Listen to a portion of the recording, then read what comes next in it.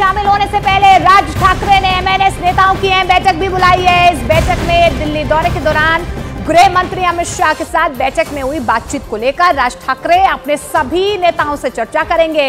इस बैठक के बाद ही यह फैसला होगा कि एनडीए में एमएनएस शामिल होगी या नहीं। और सूत्रों के मुताबिक अमित शाह के साथ बैठक के दौरान राज ठाकरे की तरफ से शिरडी और दक्षिण मुंबई 2 लोकसभा सीटों की मांग की गई थी। हालांकि बीजेपी ने उन्हें 1 लोकसभा सीट देने के पक्ष में मन बनाया है। सूत्रों का यह भी दावा है कि अगर राज ठाकरे की पार्टी एनडीए में शामिल होती है तो दक्षिण मुंबई लोकसभा सीट से उसका उम्मीदवार चुनावी मैदान में महायुति की तरफ से चुनाव लड़ सकता है।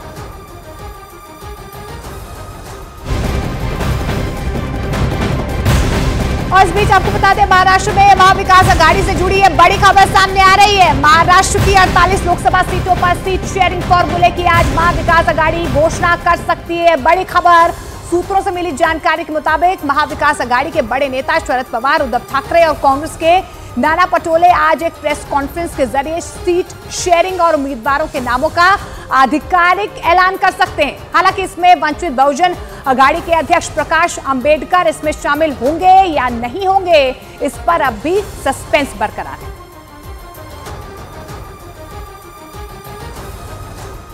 अभी हमने महाराष्ट्र की कम से कम 19 सीट पे डिस्कशन किया है। कम से कम 12th जगह पे हम लोगों का ये फाइनलाइज हुआ है। और कल हमारी सुबह शरद पवार जी और उद्धव ठाकरे जी से मीटिंग है। कल वो वहाँ पे और एक डिस्कशन बचा है, उसमें फाइनल होगा। और कल हमारी ये सभी सीटों पे कल या परसों डिक्लेयर होगी। तो महाविकास अघाड़ी का प्लान तैयार है। सीट शेयरिंग को लेकर आज ऐलान भी हो सकता है, लेकिन सूत्रों के मुताबिक एमवीए ने सीट शेयरिंग का जो नया प्लान तैयार किया है, आपको ग्राफिकली समझाने की कोशिश करते हैं। अगर ये फॉर्मूला तय हुआ है तो कैसे?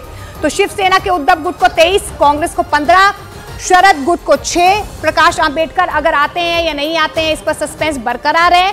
तो इस तरीके से जो है फॉर्मूला, यानी कि 4 सीटें उनके खाते में जा सकती हैं। शरद पवार की एनसीपी गुट 6 और वंचित बहुजन अघाड़ी 4 सीटों पर लड़ेगी। अगर प्रकाश अंबेडकर एमवीए के साथ नहीं आते हैं तो उद्धव गुट 23, कांग्रेस 18 और शरद पवार गुट 7 सीटों पर चुनाव लड़ेगी।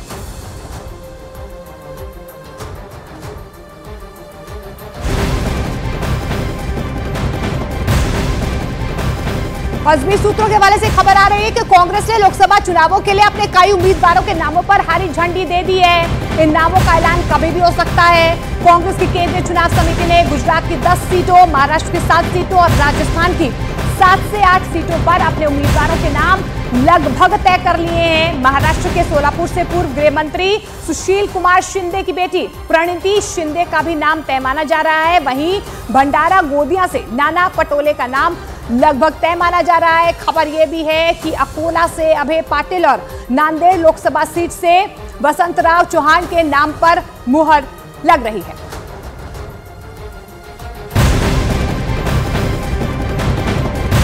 और बड़ी खबर आ रही है राजस्थान कांग्रेस से जुड़ी, इस वक्त की बहुत बड़ी खबर। कांग्रेस की केंद्रीय चुनाव समिति ने राजस्थान में 7 सीटों पर उम्मीदवार तय कर दिए हैं। अधिकतर नए चेहरों पर दांव खेला जा रहा है। तय किए गए नामों की घोषणा अगले 1 से 2 दिनों में हो सकती है।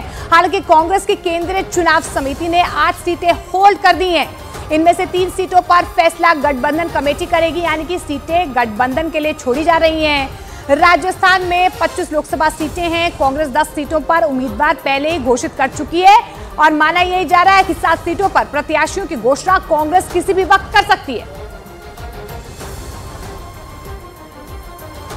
सीटों पर चर्चा हो गई है, अधिकांश पर फैसला भी ले लिया गया है, लेकिन जो अंतिम घोषणा है वो एआईसीसी करेगी। ये हमारी परिपाटी है। लेकिन अच्छी बात यह है कि अच्छे लोगों का चयन किया गया है, जो निर्विवाद हों और जिनकी छवि अच्छी हो, जो ग्रासरूट्स पे काम करते हैं। 10 हम लोग अधिकृत अपनी घोषणा कर चुके हैं। फिर बाकी 15 सीटें हैं, उसमें बहुत जल्द एआईसीसी का निर्णय आएगा और फाइनल लिस्ट निकल जाएगी। लेकिन सब पे चर्चा हुई हमारी।